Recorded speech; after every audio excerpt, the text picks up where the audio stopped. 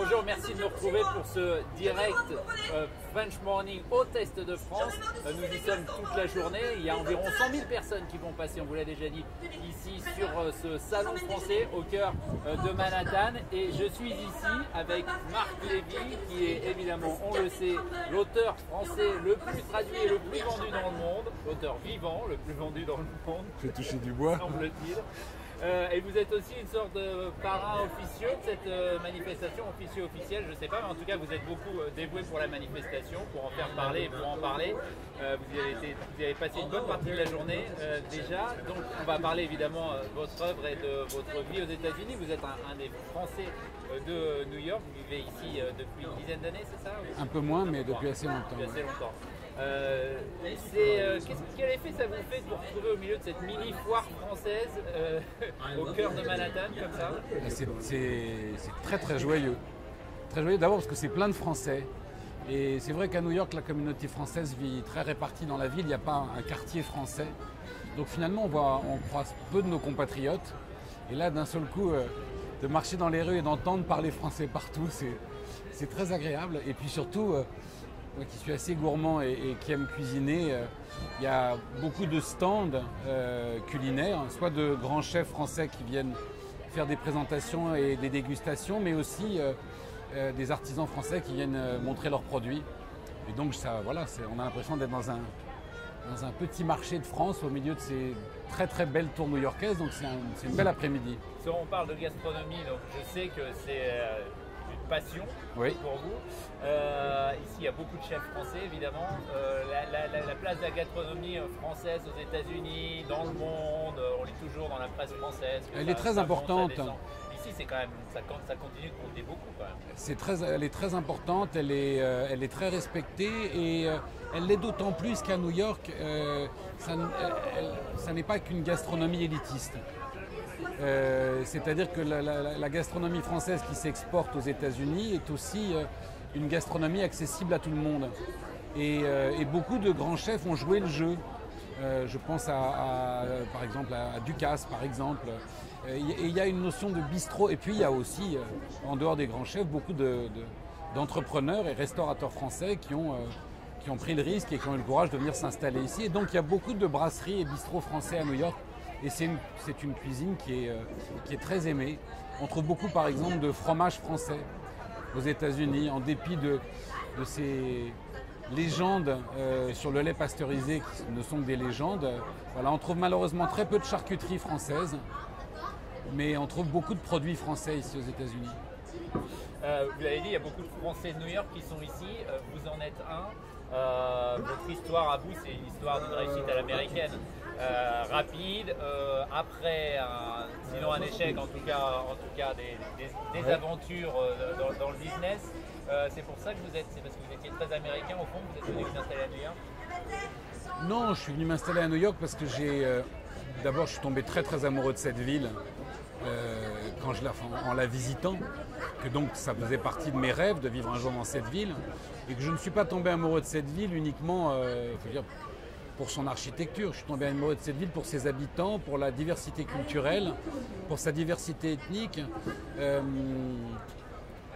Voilà, la première fois que je suis arrivé à New York, j'ai découvert l'endroit où je rêvais de vivre un jour, parce que j'aime être au contact, j'aime quand je descends une avenue entendre parler 10 langues différentes. J'aime quand je m'assieds sur un banc dans un parc, rencontrer des gens de cultures, d'horizons différents, et ce monde tout en couleurs où la notion d'étranger est un vrai plus, où finalement tous les New-Yorkais sont étrangers les uns aux autres, mais tous ont envie de construire une société ensemble. C'est ce que moi je cherchais dans la vie, donc je suis venu ici pour trouver ça. Vous écrivez encore en français? J'écrirai toujours en français. Vous vivez à l'étranger depuis longtemps maintenant? J'ai passé plus de temps dans ma vie à l'étranger. Ouais. Est-ce que ça compte ça d'être en dehors de son pays finalement? Est-ce que ça compte dans votre œuvre, dans la façon dont vous écrivez, dans vos derniers livres, ou en tout cas l'avant-dernier peut-être parle beaucoup de New York, en gros New York est présent dans certains de vos livres, Londres encore plus, mais... Je pense que ça compte à double titre. Ça compte parce que quand on vit loin de son pays, on l'aime encore plus. Parce qu'il y a une notion de manque. Et que l'entretien de cette notion de manque fait que vous idéalisez votre pays, vous l'aimez, et finalement, vous n'avez pas de temps à perdre à le détester pour les mauvaises choses, et vous n'avez que du temps à consacrer à l'aimer pour les bonnes choses. Ensuite, parce que, en toute humilité, on peut dire que je crois qu'aujourd'hui, il y a 3 ou 4 millions de Français qui vivent à l'étranger, et c'est autant de petits ambassadeurs de leur pays, parce que comme on aime son pays, où qu'on soit, on est là pour le défendre et pour le faire aimer des autres. Et donc, bien sûr que ça a une influence sur la façon dont on travaille, parce qu'on parle, je crois qu'on parle avec plus de passion, plus d'indulgence, plus de tendresse et plus d'amour des gens qui vous manquent, vous voyez, que des gens qui s'imposent à vous par excès. Et puis ça a une influence, là pour le coup déconnectée de la France, c'est que quand on passe une grande partie de sa vie à l'étranger, contrairement à des clichés pessimistes négatifs, on ne vit pas à l'étranger parce qu'on n'aime pas son pays, pas plus qu'un marin n'aime la mer parce qu'il n'aime pas la terre. Un marin aime la mer parce qu'il aime la mer. Et les Français de l'étranger sont tous des voyageurs, sont des gens qui ont cet appétit de découvrir le monde et c'est le choix d'une vie. Donc, quand on est voyageur, ça a une influence certaine sur la façon dont vous travaillez. Vous parliez de la France et à quel point on aime son pays quand on en est loin. Il y a une sorte de morosité incroyable en France en ce moment, etc. Est-ce que vous voyez ça avec un regard particulier en étant ici? Est-ce que vous pensez que c'est le goût des Français de l'autoflagellation qui joue? Comme je vous le disais, c'est très difficile parce que quand on est en manque de son pays, oui, moi quand j'ai des amis qui viennent me voir et qui déversent leur lot de mauvaises nouvelles, j'ai tout de suite envie de leur dire non mais parle-moi des belles choses, bon, parce que on a envie de. Je pense que la France regorge de talent. Elle regorge de qualité, elle regorge d'énergie. Je pense qu'il y a une créativité en France qui est absolument exceptionnelle. Et partout où je vais dans le monde, la France est un pays qui est aimé, respecté et admiré. Je pense que la morosité en France, elle est due, elle est plus le fait finalement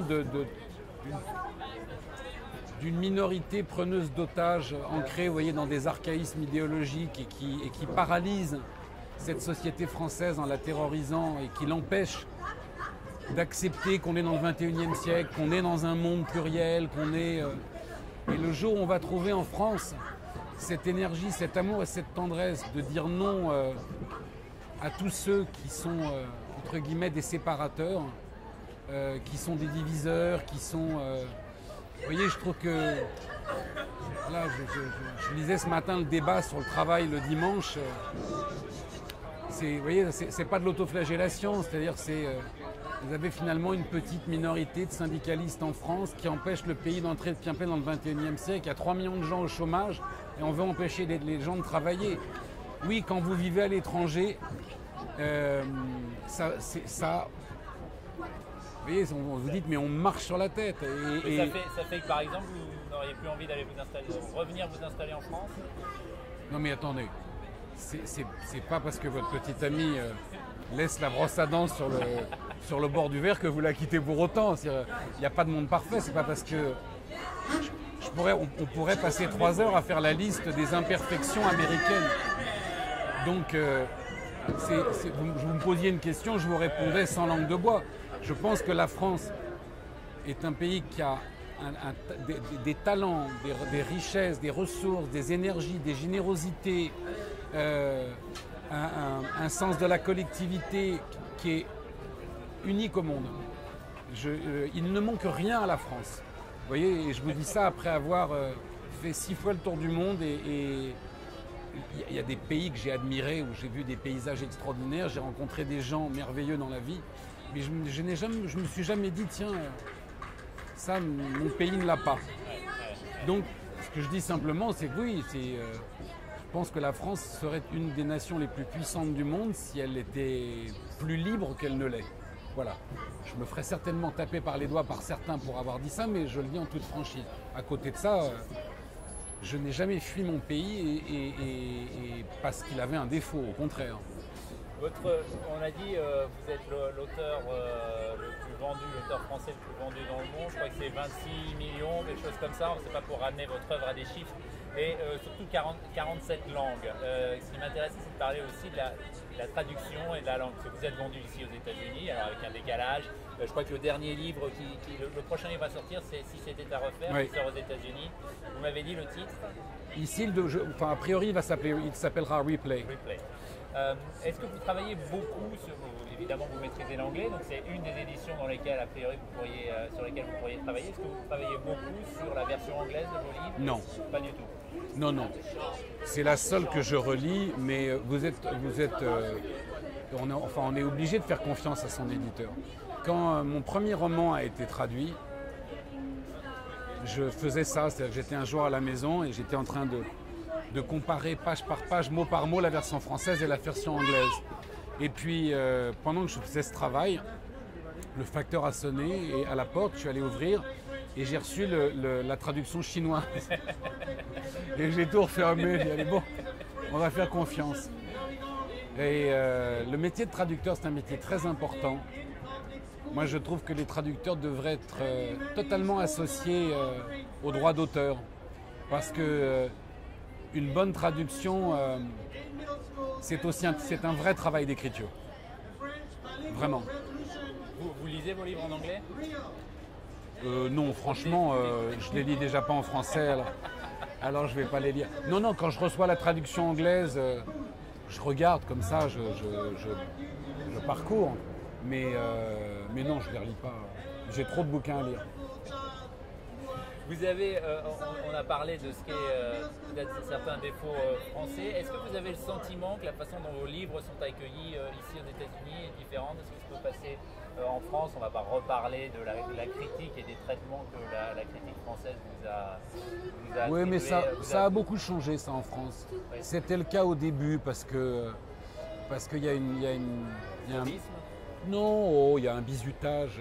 Quand vous n'arrivez pas du sérail, quel que soit le milieu ou la corporation, il y a un effet corporation. Donc, si vous n'avez pas ce qu'on appelle la carte, et puis surtout si vous êtes précurseur dans un domaine ou dans un genre, moi ce qu'on m'a fait payer au début, c'est que j'arrivais avec un genre de roman qui n'existait pas. En France, j'avais rien inventé parce que ce genre de roman, ce genre de littérature existait aux États-Unis depuis très longtemps. Mais on s'était tellement écarté pendant très longtemps en France du roman qui raconte une histoire que tout à coup je suis arrivé avec mes pieds dans la mare et comme c'était des romans qui racontaient une histoire, ça ne pouvait pas être de la littérature. Après, depuis, il y en a plein qui sont engouffrés, heureusement, dans ce genre-là. Mais aujourd'hui, c'est plus le cas.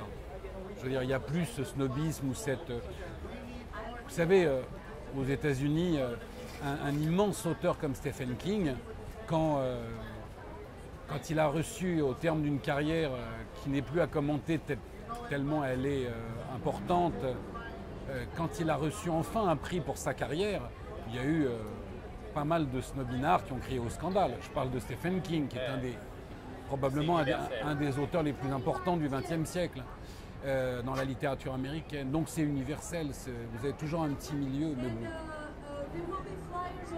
Vous avez l'intention de continuer à vivre à New York? Vous élevez un enfant ici? Oui. Qui donc est bilingue? Qui est donc tout à fait bilingue, mais qui parle très bien le français. C'est important qu'il garde le français, c'est facile? Vous faites ça comment? Nous, on ne lui parle que français. Et bien sûr que c'est très très important parce qu'il est français et que c'est ça. Et que je trouve ça merveilleux, passionnant dans une vie de vivre